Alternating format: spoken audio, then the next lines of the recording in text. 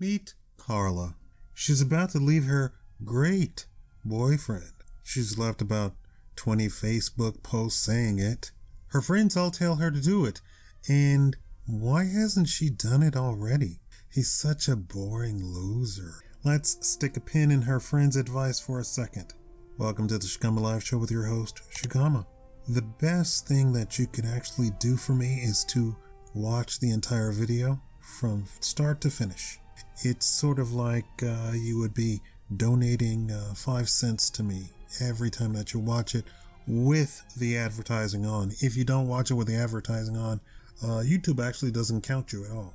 And I have an overabundance of people with ad blockers, so my channel is basically dead. So if you have YouTube Premium or you have the ads enabled, watch it from start to finish. Thank you so much. Let's get on with the story.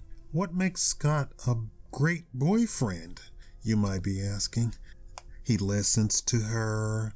He records and pauses the game to talk to her when she wants it. He has dinner ready when he comes home from work and she has her second afternoon nap and wakes up and comes downstairs to a nice meal waiting for her. He pays all the bills while Carla is looking for a new career at home on her phone. He even takes care of her kid when she has visitation and her stupid ex-boyfriend drops it off for the weekend. Carla just can't be bothered, so she naps most of the time when the kid is over. He even does the laundry. In fact, he does all of the household chores.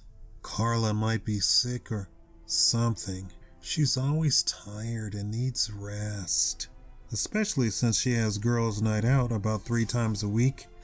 Lol. If only Scott knew what she really meant by girls' night out. Snicker, snicker, wink, wink, nudge, nudge. Anyway, last night, Carla went out on a girls' night out, if you know what I mean, and ended up with some black pro football player's house. And boy, the rumors about them down there are true. Scott fits just right. Not exciting, nothing to really write home about, just right. What Carla doesn't know is that Scott contacted me. Hi, I'm Hitch. I get men hitched. Let me backtrack a little bit. I get men hitched to the right woman and permanently. And I have it so that they pay me monthly for life. Should anything ever go wrong, they are still paying me, and I'll do whatever it is to make it right. On my first meetings, I asked for Carla's social media names. Why do you need to know all that? Scott asked me. I told him there's a lot you can learn from a millennial from their social media. On our second meeting, I demanded he pay for the premium package. The premium package means he has to pay me the most, and I literally get the therapist, lawyers, accountants, and even an acting coach involved. Scott agreed, and I sat him down and showed him not only Carla's Facebook posts, but all 5 of her accounts under different names, all of her dating app accounts, and other social media accounts he had no idea of. He was all of a sudden thrilled he had paid for the premium package. I know, that's why I suggested it. I literally patted him on the head. You will learn, young Padawan. That's my Obi-Wan impression. How did I find all this out? He asked. That is a corporate secret, I told him, as I shut the door on the 12 internet ninjas busy on the other clients' accounts. Now, I showed him all of the pics of Carla on all of her quote-unquote girls' night out. The lawyer came in with the social media director and the acting coach and the accountant. This is what I like to call gang-style advice. The acting coach taught him how to pretend to be completely innocent and not know anything was going on. The social media director set Scott up with semi-dressed profiles with pics of his natural body, pumped after a hard workout, which we all put him through at the local gymnasium. The lawyer went over his will. He had him create a living tax-free trust. He had him invest in cryptocurrency like Bitcoin. He had him invest in businesses, futures, mutual funds. With the accountant, they tied up Scott's money and wrapped it up in a bow with him making $1 income on paper, just in case the worst happens. Even Scott's retainer for the lawyer was tied up in a trust account that he couldn't have a legal access to, and therefore neither could anyone else. Except me, of course, but that was confidentially sealed that even another lawyer couldn't get access to. Let's fast forward. We advise Scott that although he thought he was in love with Carla, she had never been in love with him. It's a theory, but it is the theory of pair bonding.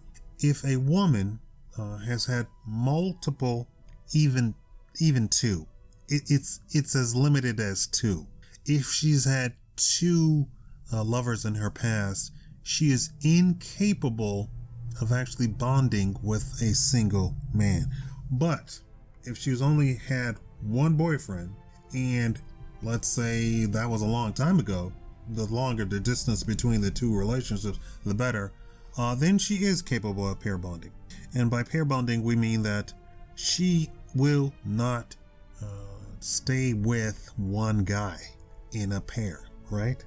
She will compare the guy to all of the other dudes that she's been with, and she will always believe that all the characteristics of the current guy are mediocre compared to what she could potentially get.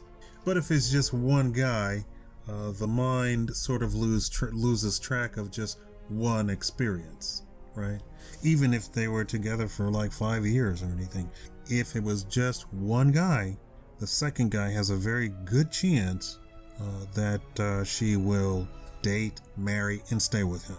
Anything else, and she will not marry and stay with him, or even date and stay with him. We set up a game plan and had the acting coach work heavily with Scott. Scott was going to kick Carla off and dump her back onto her old boyfriend. Unfortunately, the old boyfriend was not in on it, but then he wasn't my client, was he? The weekend was almost here, and we set everything up. All week, Scott would get phone calls from Carla's old hookups while Carla was in the room. Yes, we were spying on them. They would all pretend to be surprised a man answered the phone and hang up, but only after giving their names. Scott would put it on speakerphone when answering so she could hear. They'd never say her name, but she'd know who it was.